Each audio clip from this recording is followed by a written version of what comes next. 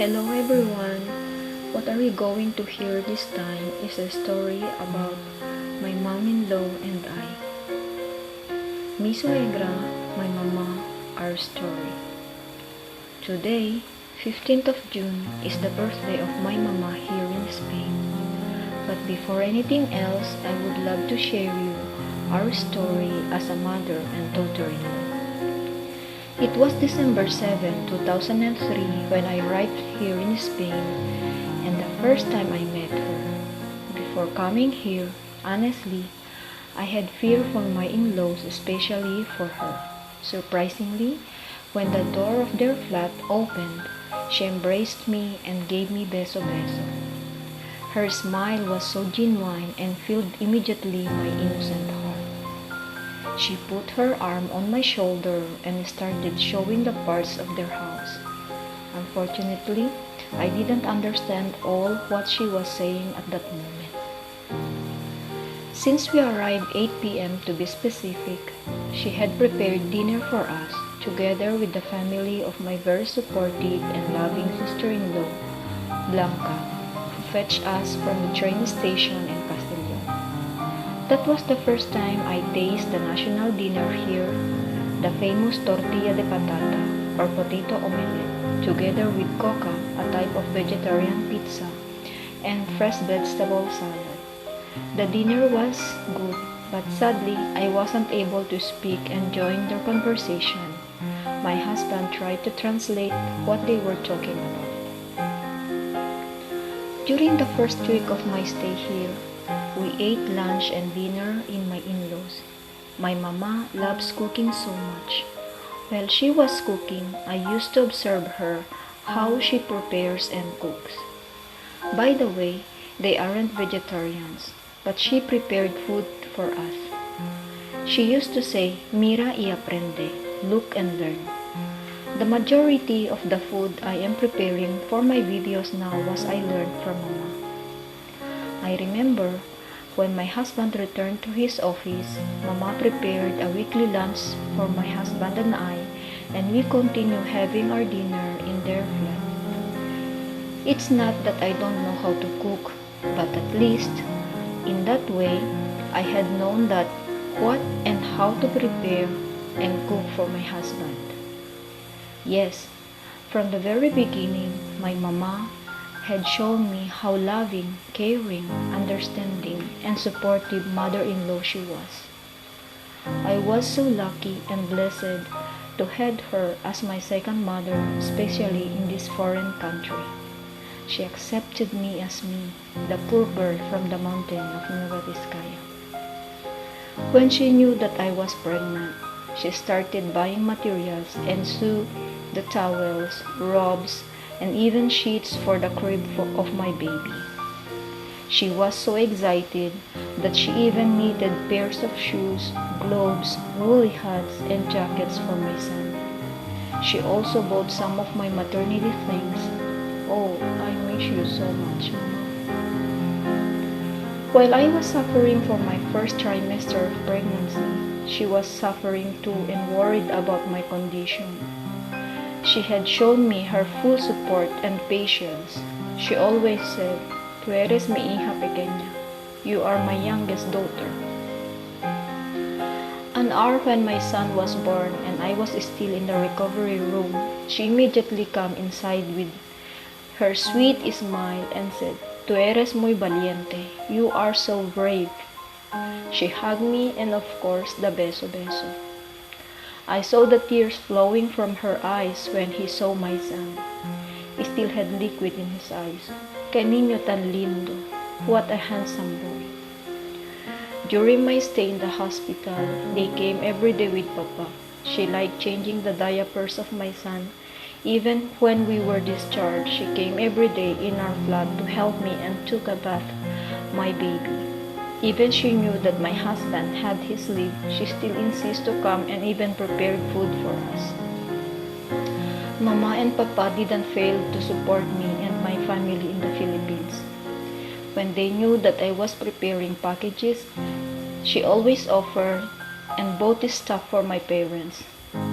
Time came that my family were having hard times They're always offering their help. It's not that my husband doesn't help, but they like helping. That's how good and generous my in-laws are.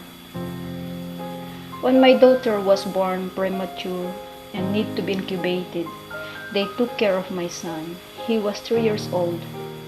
Guess what? He slept with Yaya, or Lola, ate with Yaya, took a bath with Yaya. When my newborn was hospitalized for almost 1 month, Mama took care of my son again. As she always said before, El bebé de Yaya, the baby of grandma.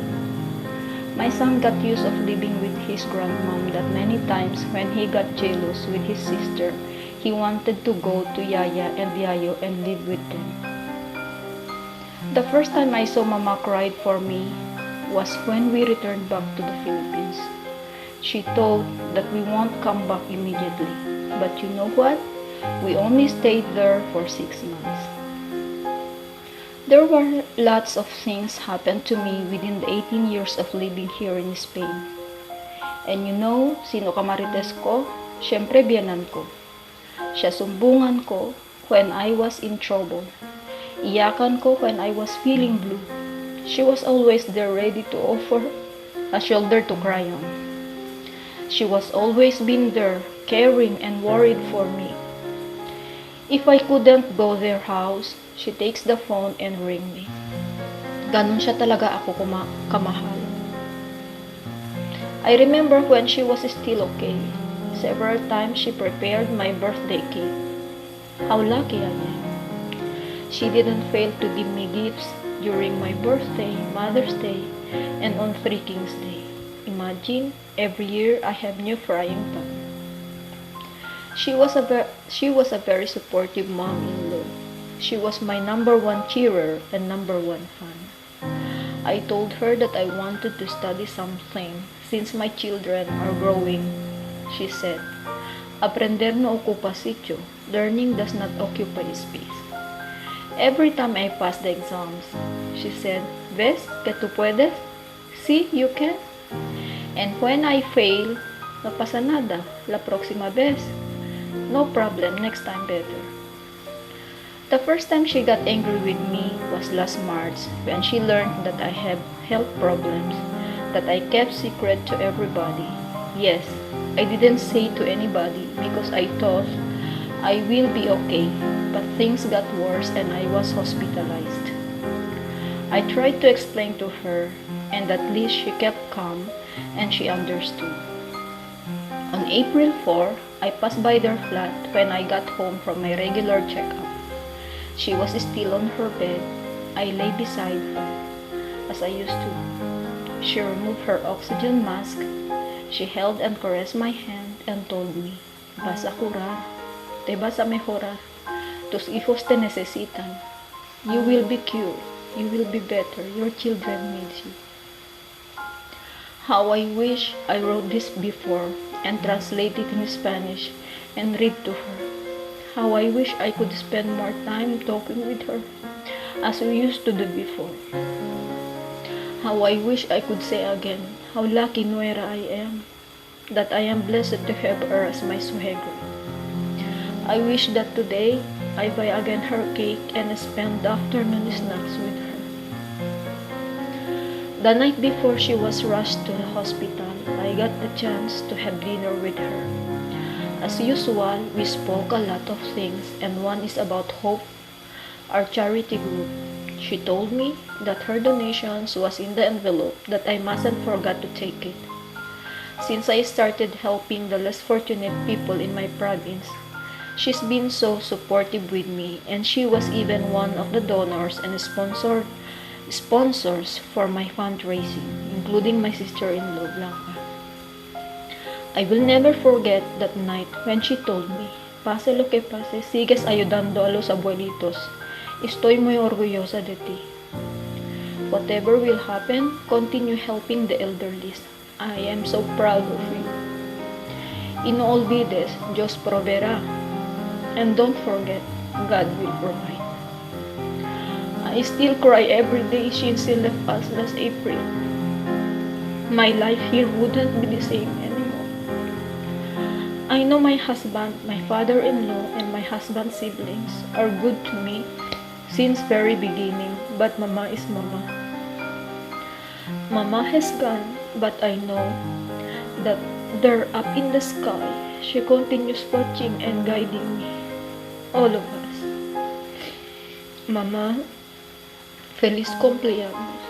Te quiero infinito y te echo mucho de menos.